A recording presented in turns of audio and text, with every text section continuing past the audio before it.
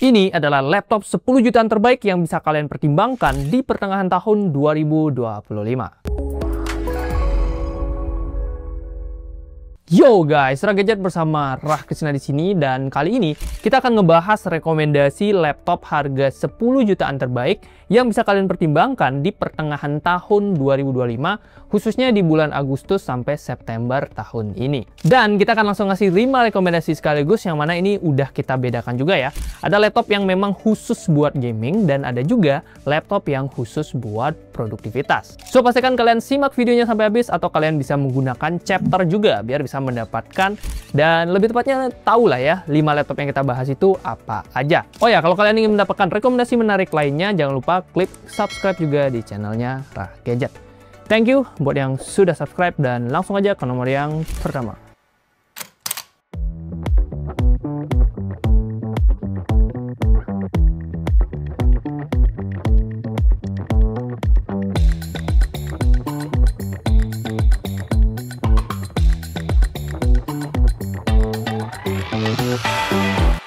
Laptop 10 jutaan terbaik Agustus 2025 yang pertama adalah MSI Thin 15 versi RTX 3050. Buat lo yang lagi nyari laptop gaming ringan dengan performa maksimal, laptop ini bisa menjadi salah satu pilihan yang paling worth it di harga 10 jutaan. Pertama, karena dia dibekali Intel Core i7 12650H dengan grafis Nvidia GeForce RTX 3050 4GB GDDR6 dengan TGP di 45 watt. RAM-nya sendiri dia single channel 8GB DDR4 3200 MHz, dan terakhir SSD-nya udah NVMe Gen 4 dengan kapasitas di 512 GB. Kombinasi spek yang sebenarnya lumayan balance dan lumayan kuat juga buat berbagai kebutuhan, mulai dari gaming, editing, maupun multitasking. Laptop ini juga sanggup buat main game AAA kayak Hogwarts Legacy atau Forza Horizon 5 di settingan medium to high. Begitu juga buat ngedit, udah lancar buat editing video Full HD di Premiere Pro. Tapi semua kelancaran tersebut baru bisa kita rasakan secara maksimal kalau kita udah upgrade RAM-nya menjadi minimal 16GB dual channel. So, pastikan kalian upgrade RAM-nya dulu ya, alias ya nambah duit lagi.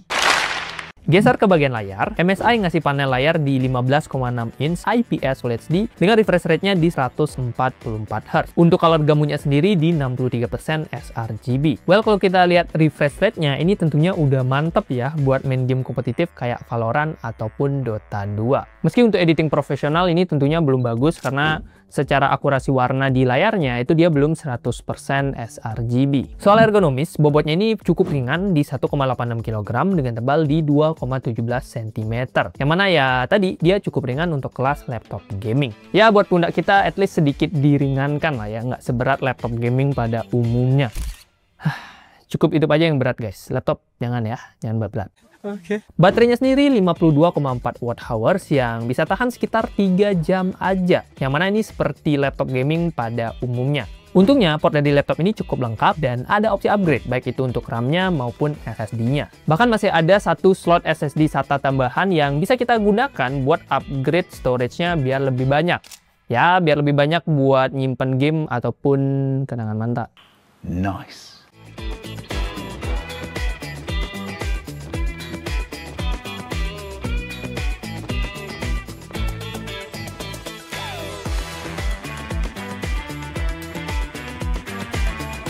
Laptop 10 jutaan terbaik yang kedua adalah MacBook Air M1. Kabar baik buat pencinta Apple garis keras, karena MacBook Air incaran kalian sekarang sudah bisa didapatkan di harga sekitar 10,3 jutaan di Shopee saat video ini dibuat. Kapan lagi dapat MacBook di harga 10 jutaan dengan performa yang tangguh dan bisa diandalkan. Selain itu, MacBook ini juga punya performa yang oke punya. Dia udah pakai chip Apple M1 dengan 8 core CPU dan 7 core GPU yang udah terbukti kencang. Buat kerja kantoran, kuliah, apalagi nugas sekolah, tentunya ini udah sat-set parah. No drama ya, nggak ada lag gimana. Ya lag dikit sih, cuman at least nggak sampai aneh gitu.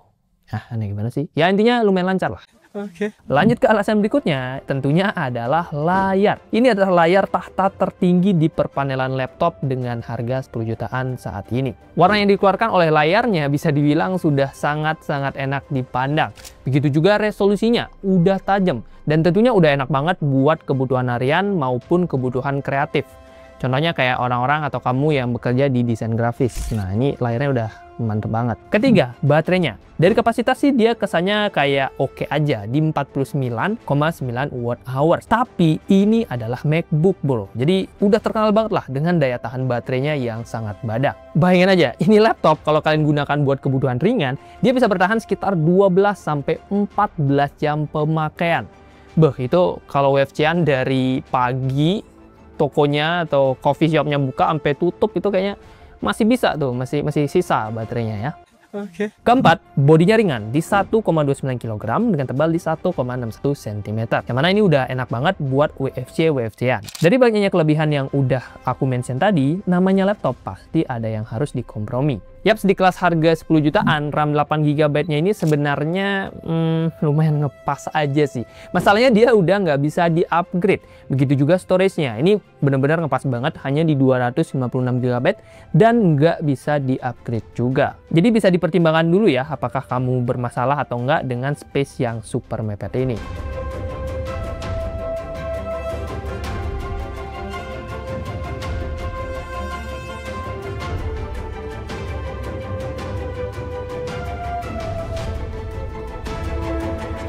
Laptop 10 jutaan terbaik yang ketiga adalah Asus TUF A15 versi RTX 3050. Kalau tadi ada tim MacBook garis keras, sekarang tim Windows bisa masuk. Nah, buat kamu yang lagi ngincer laptop gaming yang datang dari brand langganannya gamers, tapi budgetmu belum bisa buat langsung meminang seri ROG-nya, seri Asus TUF A15 ini menurut gue bisa menjadi pilihan yang paling masuk akal. Ditenagai AMD Ryzen 5 7535HS dengan grafis Nvidia GeForce RTX 3050, 4GB GDDR6 dengan TGP yang lumayan tinggi ya, dia di 75 watt. RAM-nya sendiri di 8GB DDR5 5600 MHz single channel, dan SSD-nya dia udah lumayan gede 512GB M.2 NVMe. Kombinasinya udah cukup mumpuni lah buat main game casual dan juga game AAA. Main Valorant itu udah aman banget, Far Cry 6 udah jalan, bahkan Black Myth Wukong masih bisa dilibas di settingan low to medium. Tapi ini perlu dicatat ya, biar performanya beneran gacor dan bisa keluar maksimal, kamu wajib mengupgrade RAM-nya menjadi dual channel, kurang lebih ya 16GB itu udah bagus, biar dia bisa berjalan dengan baik. Kok berjalan ya? Ya intinya performanya akan gacor lah kalau RAM-nya udah dual channel. Tuh, RAM aja perlu pasangan guys, jadi jangan lupa cari pasangan ya. Oke. Secara performa, laptop ini udah cocok buat belajar ngedesain, ngedit video, ataupun freelance. Layarnya sendiri 15,6 inch, IPS Full HD dengan 63% sRGB, refresh rate-nya di 144Hz dengan kecerahan di 250 nits. Layarnya ini memang belum 100% sRGB, jadi kalau kalian butuh akurasi warna buat editing profesional atau ngambil project-project freelance gitu, kami sangat menyarankan untuk beli aja monitor yang harganya di 1 jutaan yang udah 100% sRGB. Ya mau nggak mau sih. Oke. Tapi buat gaming, refresh rate 144Hz ini udah tergolong mantap. Desainnya juga gagah ala Asus TUF dengan bobot di 2,3 kg dan tebal 1,99 cm.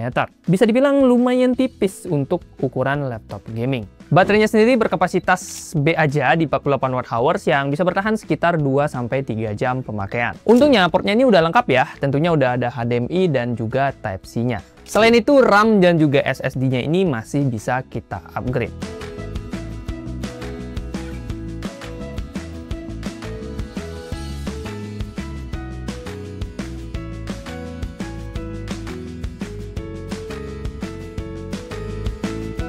Laptop 10 jutaan terbaik yang keempat adalah Axio Pongo 735. Laptop yang datang dari brand lokal yang semakin serius ngeluarin laptop gaming harga terjangkau.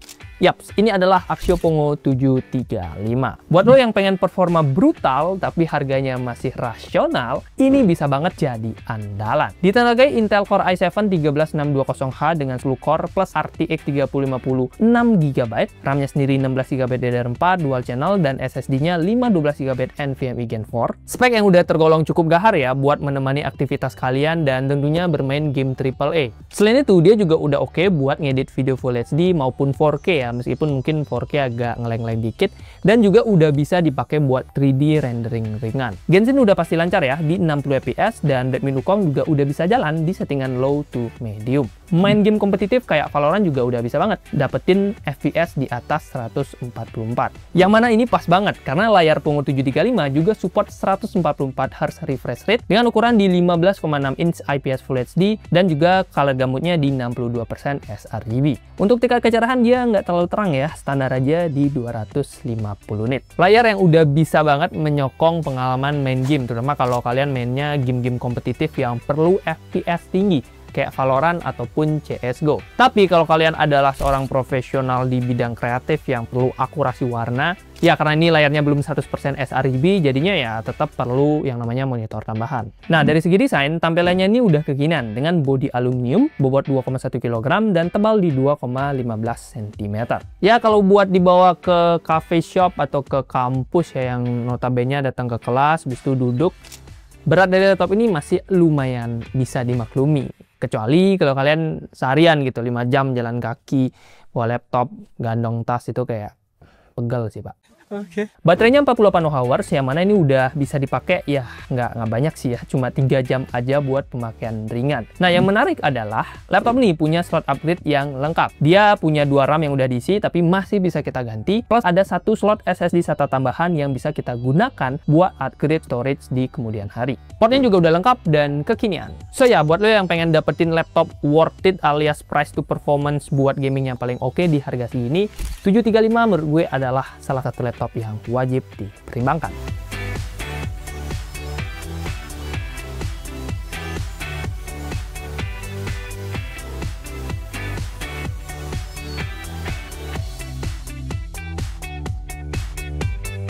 Laptop 10 jutaan terbaik yang terakhir adalah Lenovo Eloki Essential 15i. Buat kamu yang lagi nyari laptop 10 jutaan yang bener-bener multifungsi, alias dia udah bisa dipakai buat bermain game, dia juga bisa dipakai buat editing profesional yang perlu akurasi warna, dan juga tetap enak buat kerja kantoran.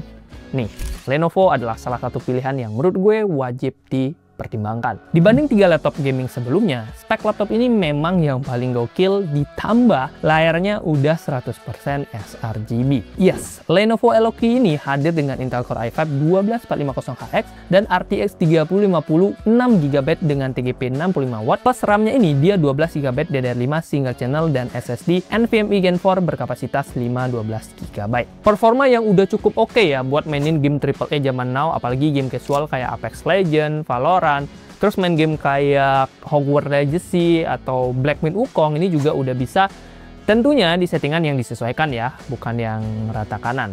Oke. Ngerjain video editing ataupun render di ringan ini udah aman ya, apalagi CPU-nya ini udah 8 core 12 thread kelas HX yang udah tergolong ngebut. Bagian layarnya ini adalah salah satu nilai jual utamanya. Panelnya dia 15,6 inch IPS Full HD 144Hz dengan 100% sRGB, dan brightness-nya ya sedikit lebih terang dari biasanya, ini 300 nits. Layarnya ini tentu udah bisa banget diandelin buat aktivitas editing profesional maupun multimedia. Karena ya dia punya warna layar yang akurat, refresh rate yang udah kenceng, yang mana ini udah oke banget buat konten kreator yang suka bermain game. Tapi ada satu catatan yang bener-bener penting ya, meskipun dia adalah Eloki, which is pada dasarnya adalah laptop gaming, tapi berbeda dengan Eloki yang biasa, Eloki Essential ini dia cuma punya 1 keping RAM, alias cuma ada 1 slot aja. Jadi kalian nggak akan bisa upgrade RAM-nya menjadi dual channel, karena ya slotnya cuma 1 juga sih, ya gimana caranya ya? Yang mana ini sebenarnya cukup disayangkan, karena kalau main game di RAM dual channel tentunya itu akan lebih maksimal.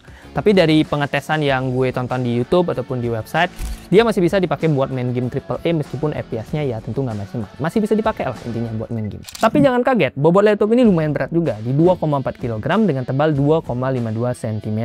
Jadi nggak terlalu ramah di pundak ya kalau dibawa kemana-mana. Cocoknya sih buat dipakai kerja di rumah atau kaum introvert. Daya tahan baterainya ini juga masih standar laptop gaming ya, yaitu dengan kapasitas di 60 Wh yang bisa bertahan sekitar 4 jam pemakaian. Jadi siap-siap tetap colok aja ya. Untuk opsi upgrade, nah ini sih. karena dia bukan LOQ biasa, melainkan LOQ Essential, yang mana perbedaan mendasar adalah pada slot RAM-nya. Yes, Essential cuma ada satu slot RAM, jadi kalian nggak bisa upgrade jadi dual channel, tapi ini masih bisa diganti, misalnya jadi 24 GB single channel. Untungnya masih ada satu slot SSD M.2 yang bisa kita pergunakan. Terakhir, portnya udah lengkap dan kekinian.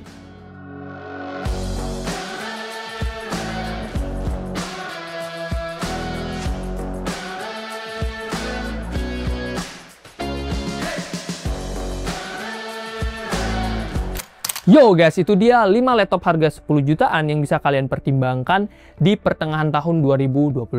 List lengkap dari 5 laptop tadi bisa kalian cek aja di keranjang YouTube Shopping. Itu kalau nggak salah ada di pojok kanan bawah video. Atau kalian juga bisa cek di deskripsi ya, itu kayak ada link buat bisa mengakses produk yang kita bahas. Dan dari keranjang yang pojok kanan bawah juga kalian bisa melihat dan ngecek harga terupdate di marketplace-nya Shopee. Ya, siapa tahu lagi ada promo. Bisa jadi harganya 9 jutaan nanti. Nah, itu cek aja dulu ya. Dan kalau kalian masih punya pertanyaan atau masih bingung-bingung nyari laptop 10 jutaan yang baik yang mana, atau mungkin nyari laptop yang 9 jutaan dan segala macamnya, silahkan kalian drop aja di kolom komentar. Terima kasih buat yang sudah nonton, subscribe buat mendapatkan rekomendasi menarik lainnya, dan like kalau kalian suka, dislike kalau nggak suka. Napas habis, dan kita ketemu di video selanjutnya.